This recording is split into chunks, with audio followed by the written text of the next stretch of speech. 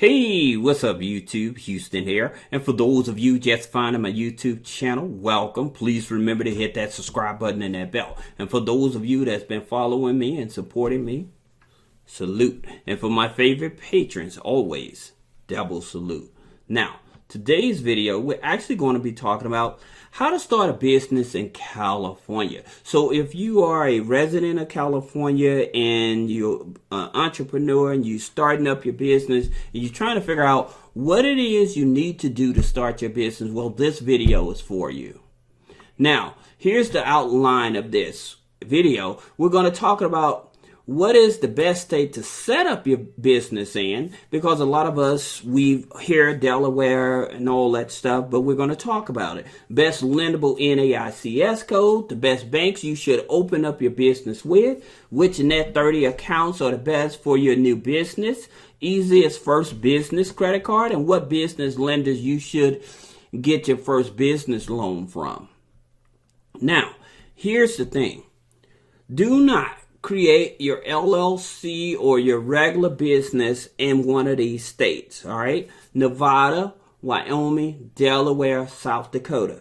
Here's the reason why, okay? If you're operating in one of these states, okay, but you're not living in that state, you're going to lose your legal rights if you're not doing at least 6 months of business. Plus, you still have to file taxes in that state. So if you're a California resident figuring that, oh, I want to start my business in Nevada, Wyoming, Delaware, or South Dakota to avoid taxes, it doesn't work like that, okay? Also, what happens is, again, you could lose your legal protection. The state of California, they're big on small business right now. So setting up your business now, it can help you qualify for funding from the state of California. However, if you set your business up in a separate state, then you can disqualify yourself because you're operating as a foreign entity. All right. Even though you're residing in the state of California, you're operating as a foreign entity. And here's another issue that you may have. If you're a resident of California and you're doing business in another state and you're actually not doing business in a state, you can also get fined for that as well. Okay?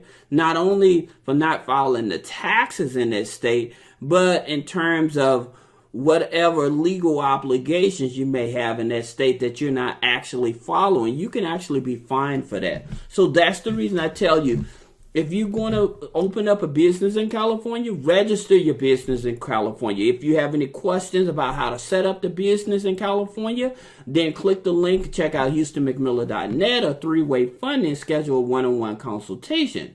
Moving forward, choosing a lendable NAICS code. So meaning that, say that you want to be a real estate investor, right? The word investing, consultation, credit, finance, those are, or transportation, those are high risk NAICS codes. Restaurant, a high risk NAICS code.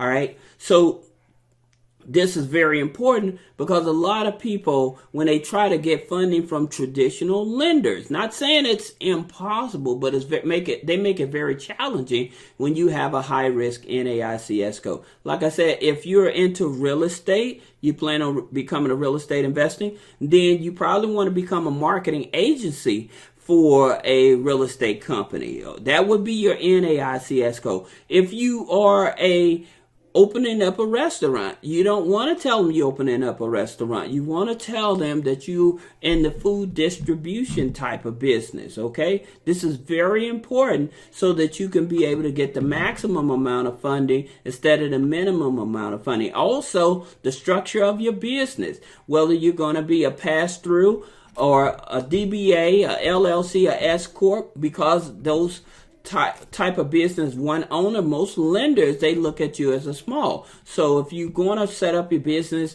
and to be able to keep everything 100% separate from you, then you want to be a INC, a Inc, a corporation. All right. So again, if you have questions about that, then click the link and schedule a consultation. Now, banks that help you build business credit.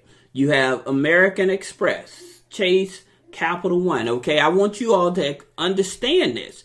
If you're trying to get funding for your brand new business, well as an LLC, a DBA, a pass-through, and stuff like that, this is so important. All right, once you set up your business, you need to look at one of these here financial institutions to start your business off with. So American Express, they report to Small Business Financial Exchange. They do not report to Dun & Bradstreet. And the thing about it, most people think that they need a DUNS number, a Dun & Bradstreet file in order to get funding. The truth be told, 95% of the time, you do not need a Paydex score or a Dun & Bradstreet in order to get business funding, okay? Now, Chase Bank. Chase Bank reports to Experian, Small Business Financial Exchange, Dun & Bradstreet, Equifax. Capital One. Capital One is Dun & Bradstreet, Experian, Small Business Financial Exchange. Then you have Citibank. Citibank reports to Experian, Small Business Financial Exchange, Dun & Bradstreet, Equifax. Bank of America, Wells Fargo, they report to Small Business Financial Exchange. Now, you may have some people that work at Bank of America say, well, do you have a DUNS file? Well, you're a brand new business. Of course you don't have a DUNS file, but I'm going to help you out with that as well. So hold on. Now, you have U.S. Bank. U.S. Bank, they report to Dun & Bradstreet, Small Business Financial Exchange. PNC and BBVA, PNC merged with BBVA, so now it's they report to Small Business Financial Exchange. SunTrust, now, which is Truist now, they report to Small Business Financial Exchange. Small Business Financial Exchange is more important than Dun & Bradstreet. It's more important than a Paydex score, okay? The reason is because most lenders put all their data over there, and then Small Business Financial Exchange, they push that data out to other small businesses. So that's the reason they're more important. So when you open up your business bank account, you want to start with one of these, all right? And here's a secret, guys. If you want to build up your business credit faster, this is what you need to do. You need to make sure that you're making weekly deposits to build that relationship. If you're able to open up a personal account and a business account with these banks, it's better because they use internal scoring, okay? Now, let's talk about net 30s that you could use to help build up your business credit. And the reason I'm not a big fan of net 30s, but the reason that I'm telling you guys to take into consideration these net 30s is because you'll get the best bang for your buck and who they report to. So you have Shirtsy. Shirtsy reports to Equifax, Credit Safe, Small Business Financial Exchange, Ansonia, and National Association of Credit Management. But you have to be in business at least 90 days. Here's something else you do need to know about buying net 30s to help build up your business credit file. Again, that's not going to guarantee you funding. However, when you purchase net 30s, okay, it used to be the one and done. You buy from them once and they report it. Well, now a lot of these net 30 companies, they want you to buy from them multiple times unless you're spending $150 or more, okay? So, or you're on a subscription with them. So that's the reason that if you bought net 30 and like, how come they haven't showed up? It's because you have not purchased enough products or you're not on a subscription with them.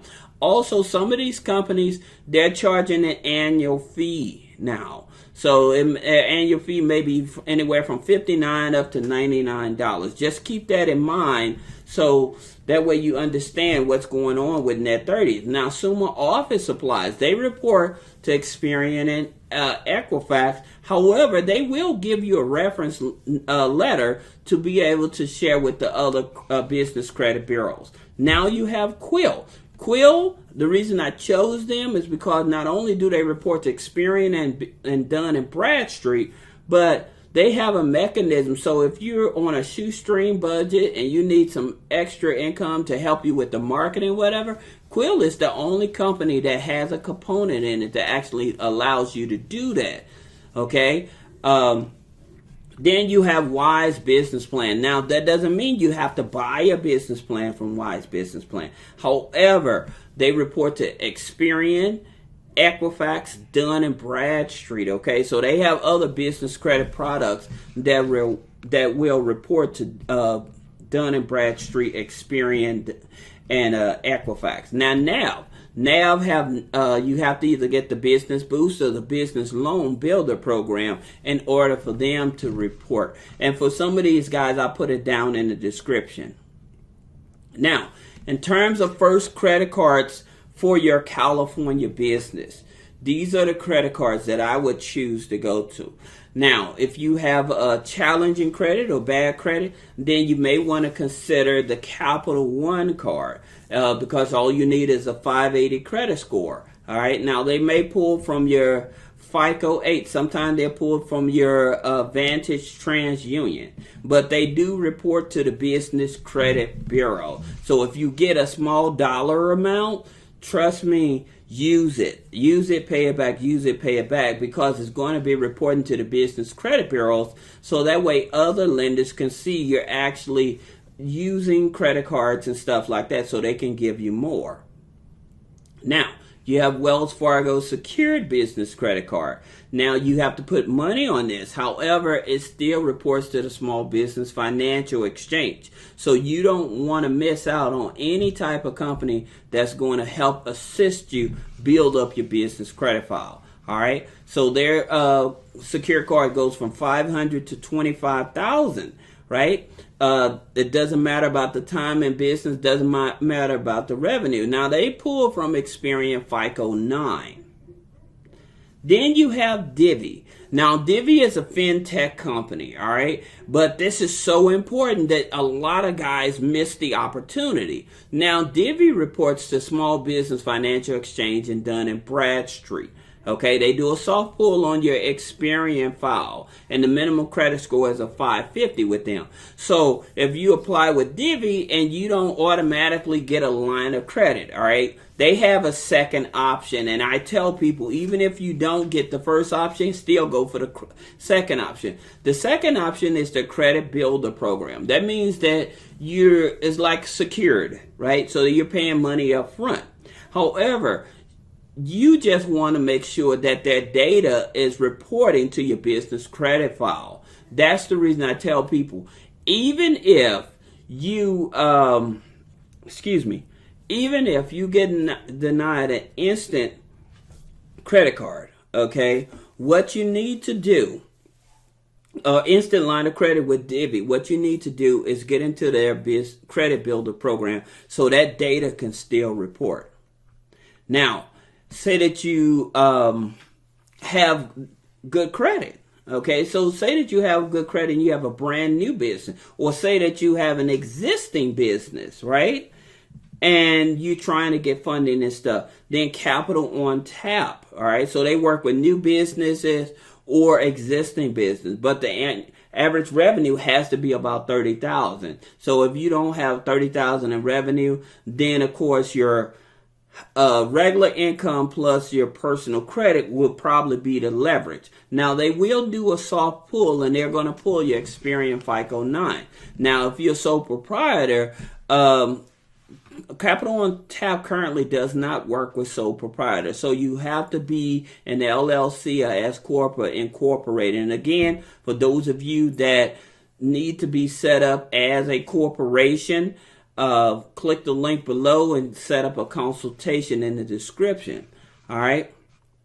So what you would need from them in order to get approved is your bank statements and proof of ID. Now, if you're a brand new business in California and you have good credit, I always tell people go with the credit cards first. Okay. Especially if you have a 720 or higher, I always tell people go with the credit card. But if you do need a loan, you have Brass Financial, okay? And so you don't have to have been in business, an existing business, brand new business, but you have to have at least a 720 credit score, right? And so their loans go anywhere from $10,000 up to $500,000, okay?